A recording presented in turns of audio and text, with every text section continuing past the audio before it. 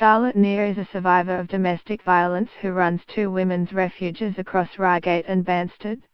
This Christmas, the refuges will house 11 women and up to 24 children. Here she explains what it's like to run a refuge over Christmas. For women in abusive relationships, Christmas is a nightmare. Some women will see the run-up to Christmas as the last opportunity to escape. That's when we get busy with calls. Once the school holidays start and the perpetrator is off work, it can be much harder to leave.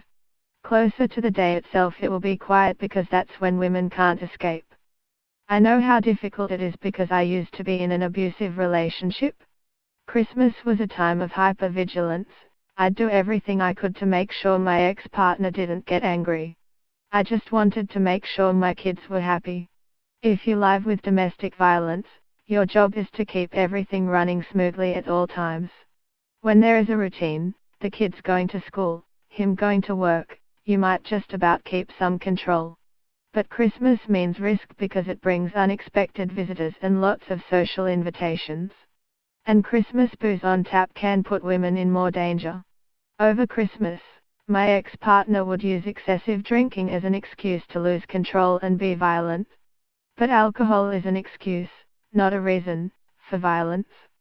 Perpetrators will try to find their ex-partners over Christmas.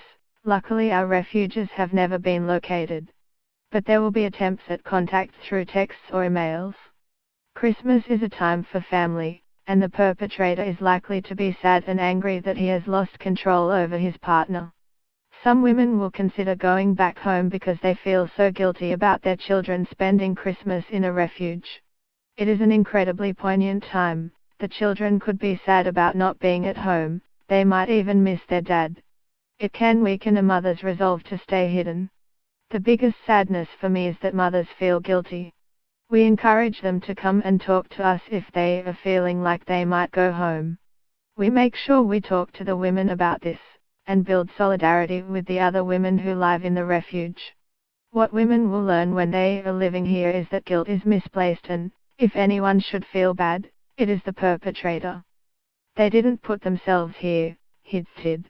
We will make a Santa's grotto in the refuge for the children. We have a counseling shed that we decorate. We usually get a real Christmas tree donated and this goes in there too, with lots of presents under it. Father Christmas will come and spend time with each child, talking to them about their hopes and dreams. He always calls Rudolph on his mobile phone in front of the children to summon the reindeer when he has finished giving out his presents. I'll never forget a little girl telling us that she'd been worried Father Christmas wouldn't remember to bring her any presents as he'd forgotten her in the past. She was so happy that he knew where she was this year so he wouldn't forget her again. We also give the mothers presents to give their children. These have been donated, as well as money to buy whatever they want for them.